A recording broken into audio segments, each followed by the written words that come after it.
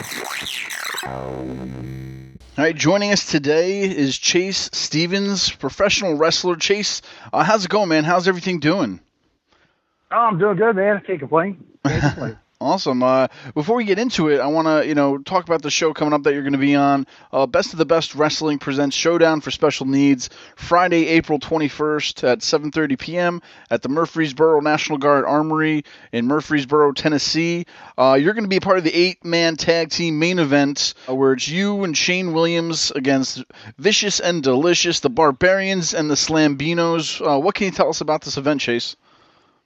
Oh, well, the last event that they had back in January, it was a sellout crowd.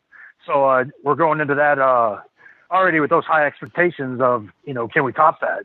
We got the NWO coming in with Scott Norton, Buff Bagwell, teaming up with me and Shane Williams. And, if anybody's a wrestling fan from anywhere, they know who Scott Norton and Buff Bagwell is from NWO. Shane Williams, he's been around 15, 16 years. I helped him a little bit on the road back in the day, and he's just become, larger in life himself. So, he's the king, and then you got the four we're going up against, the Barbarians. Those guys are little berserkers, and I'm not even quite sure if they know the rules of wrestling. But, the fact is the Slambinos, anybody knows them, knows, they're liars, they're cheaters, thieves. Going up against them, that, it'd be you're looking at 8 men that know what they're doing, but you always got the cheaters and the guys that want to stab you in the back, and that's where the Slambinos come in at. And so I think I think it's gonna be a good match. I think it's gonna be a little rough. I think Frankie Chiazzo's got Stormy Lee on his side, and I'm not quite sure if she's gonna still be on her side after she sees Buff Bagwell, but that's just going into everything. Buff still looks good. So, so we're going out there with a strong 4 men. I feel like our 4 men are stronger on our side. So, that's right. Anybody in the Middle Tennessee area is going to want to come out, and check us out.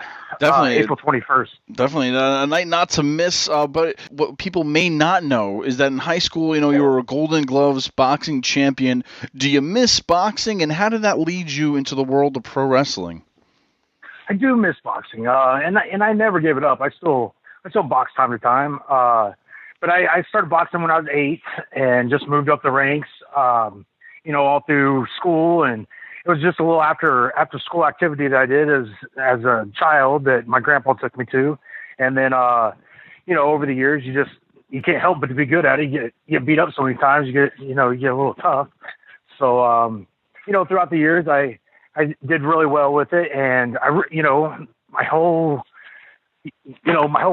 childhood, adolescent age of growing up, I thought I was going to be a pro boxer. I mean, everybody around me always thought I was going to be, and I thought I was going to be, and that's just how, I had it pictured in my head. I never thought I was going to be a pro wrestler. I did wrestle amateur in school and everything. So, it just wasn't anything that I really thought about being a pro at, but, I was a good amateur wrestler, and I did enjoy watching on TV. It wasn't something that I was like, it was my religion whenever I was a kid. It wasn't like I had to watch it every Saturday, and see what was going on.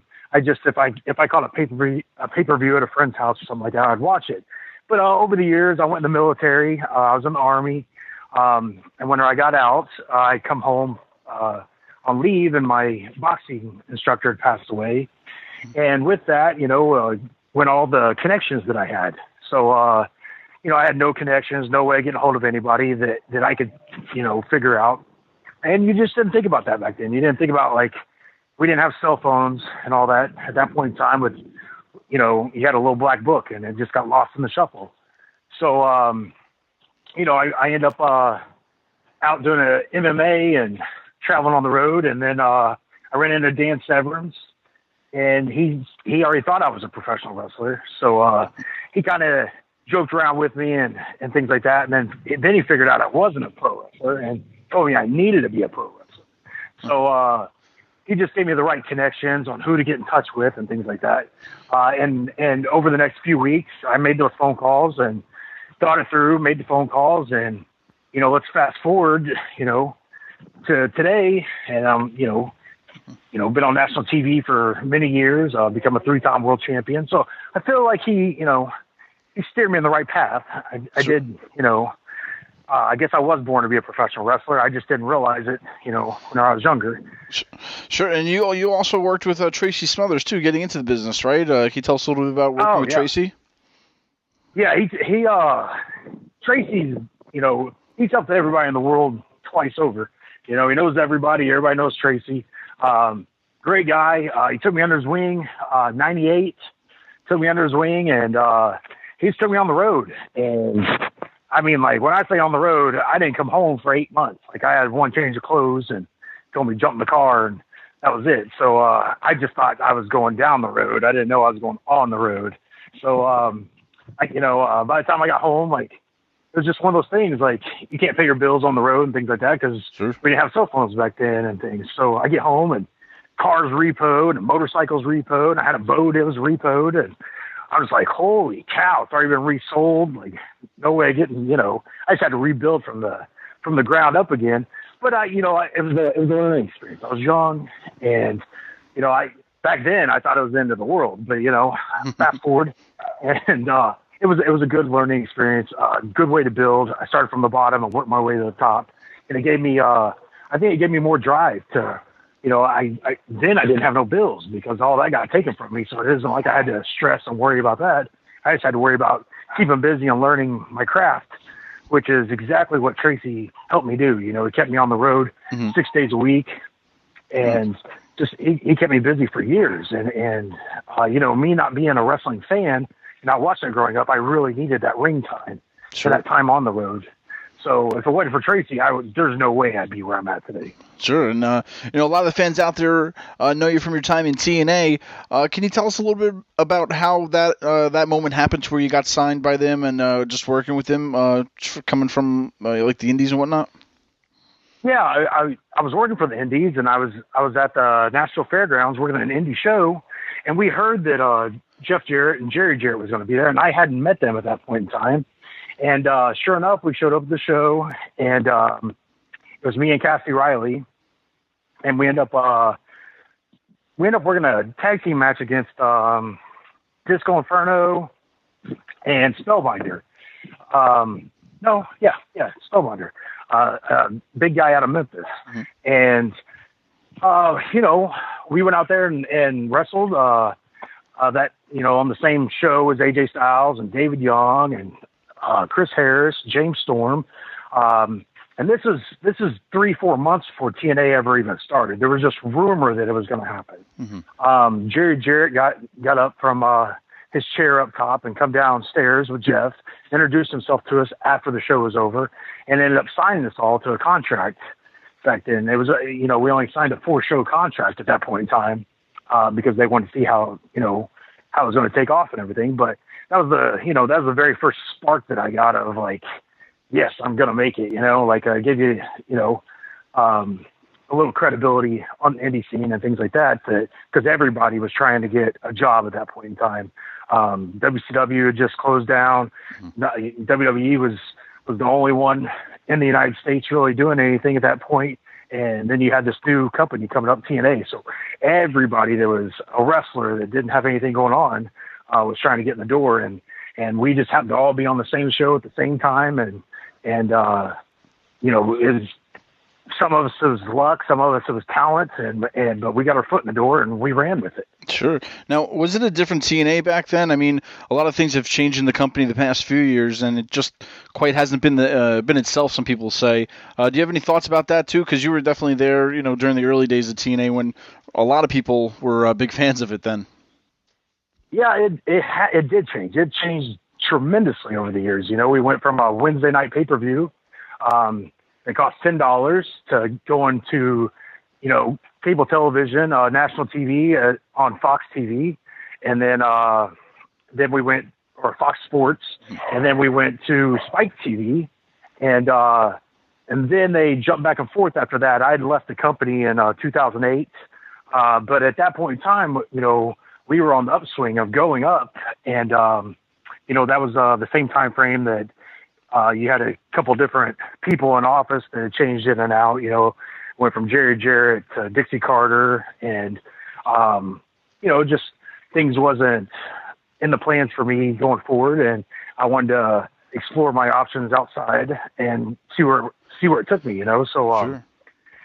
so I got my release and just traveled the world on my own and got to sightsee and have fun and see different countries and learn different crafts of different countries. So everything was good on my end, but I didn't keep track of TNA on that downward slope of, going over to Pop TV and things like that. I have been keeping up with it here recently since Jeff has taken back over. Yeah. So, and it seems to be on the upswing again.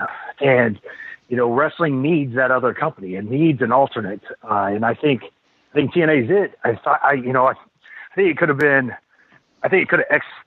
just skyrocketed back then. I mean, it had so much talent back in the day and they were all just hungry and pushing for it. And I'm sure it's that way still today. I'm just not in the locker room to see who everybody is and talk to them and things like that. But Jeff's smart. He's been, he's born into wrestling, so he can't go wrong. I mean, he's going to take it, as far as TNA goes, So I'm glad to see him back in office. I'm glad to see Dutch Mantel back up there and Scott D'Amore. Those guys are really smart to the business, and I think that they're what was missing the last few years of TNA. Whenever it was trickling there for a while, and everybody was thinking it was on the downfall. I think that was the problem. Not having a good creative team to push those stars to the next level. Injury comes along with this job. You actually had a scary incident in TNA. Can you take us back to that? What happened? Because it was something, I forget the exact diagnosis, something with your back or your neck. Can you take us back to what exactly happened and maybe what was going through your mind at that time? Yeah, I went to do a backflip off a guy, off his, just a move that you do. And I went to flip backwards off the guy's back pretty much and landed on my head. It was just one of those things, high risk maneuver, and the risk come in and the maneuver didn't. I ended up breaking my C6 and C7. I finished the match. I wouldn't say I finished it greatly, but Sure. I didn't know my neck was broke. I just knew that I'd messed up, and I was just like, man, like the world becomes really slow motion. It stops moving whenever something like that happens, and you have to get your bearings back. And I was able to keep wrestling. I made the tag to Andy. Andy had come in, and that's when I noticed I couldn't feel my hands. So I was like, "Whoa, man! I can't. They're not even there."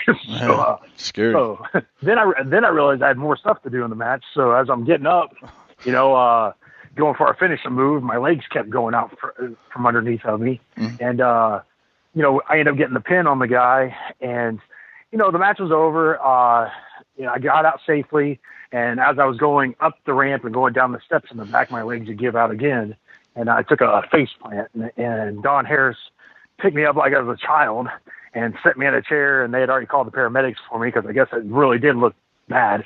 I don't watch the video. I don't want to know what it looks like. I just know I messed up, and that's where we'll keep it at. Sure. But, TNA took really good care of me on that. Dixie Carter had, called the paramedics, and everybody come in and visited me that night, and, insurance kicked in, took care of everything, so I wasn't, really out anything. It was just recovering. It took a little bit of time to recover, but I didn't lose much time off the road because I'm stubborn, and even though you tell me I have a broken neck, I'm still going to try. So, my first day back at TNA, they're telling me that move's outlawed by me now. I'm not allowed to do that move. So, of course, me being the stubborn ass that I am, I had to go out there and do the move. So I got a little bit of frowned upon, coming back through the curtain after doing the move. But it's just me. I'm one of those guys. Sure. So I had to go out there. I had to prove to myself I could do it. So we got it in. And I think that was the last time I ever did that move, but I did hit it. Sure. Now you mentioned earlier too. You wrestled all over the world, and a lot of just companies around the country. Is there a difference for you as a pro wrestler to where maybe like the difference in the crowds, whether it be, I don't know, the north, the south, east, or west, or any region out there, maybe your favorite, or I don't know. I'm just kind of curious as a fan to where how the other fans are around the country or world. Yeah, it's weird because they really are different. I don't know if it's just the styles are a little bit different. Europeans they like to wrestle, and it's a great style. I like it. So a lot of amateur style wrestling goes into the European culture wrestling. The Japanese that they don't really get. They love the fans love the matches, but they don't really get involved in the matches with yays and boos. They applaud, but that's they're not really like our wrestling fans where they're trying to jump the guardrail and get in the ring if you try to heckle them or anything like that. They it's like they're sitting on their hands and things like that. But the Japanese version, they're a little bit more snug with their strikes, and their high risk maneuvers are fatal. I mean, they look brutal. Puerto Rico, they have some pretty vicious fans there. You don't want to, they have them roped off with a netting so that they can't throw big objects at you. They can just, so you might get hit with a couple AAA batteries or something like that. Sure. As you're walking to the ring, and they slug you with those things. It's not like one being thrown at you; it's like 1,000 of them being thrown at you at one time. So they're gonna get you. So you're getting hit with AAA batteries and things like that as you're coming out of the, coming through the curtain. Yeah. So it just depends on what side of the world you're on, and the fans are a little bit different as you travel, but so is the culture of the wrestling, and so is their history of wrestling, and the South America, that's a lot of high flyers, and they love their country, and they come out and they support it. So you'll get 40 and 50,000 fans in one of those arenas to watch their favorite wrestler because they're out there to support their family, and they're as fans they're really behind their superstar, and so that's a good thing about being down in Mexico and that South America side, because every time you go to a wrestling show, as long as they that those superstars have been advertised and everything, you're going to get a couple thousand fans just on a walk up. Well, alone, if you have a star come in, one of their styles, luchadors come in, then you have to have an outside arena because you're looking at 20, 25, 30,000 fans coming to you, Mm-hmm. Now, also the late Chris Candido was your manager when you guys won the NWA Tag Team titles. You said that that was probably the greatest and most memorable was winning it with him at your side as a manager, because I believe this was maybe days or so, weeks or so before his passing, right? Yeah, it was just a few days before he passed. So it ended up being like one of the highlights of my career, even though it was the third time I'd won the tag team world titles. But it was just it was weird how things happened. He was going out there with a broken leg, and he just had surgery, and coming to the ring, he's a wrestler. He's stubborn just like the rest of us, and even though he's told no, he's going to want to go out there and perform and do what he can. And he ended up getting in the ring that night and flipping the pile so that we won the world titles. And something had happened to the ref's earpiece where we were told that we were going off the air 7 minutes early. The earpiece of the ref was messed up. So we end up getting done 7 minutes early on TV, and you can't do that. Mm-hmm. So you have to fill that 7 minutes.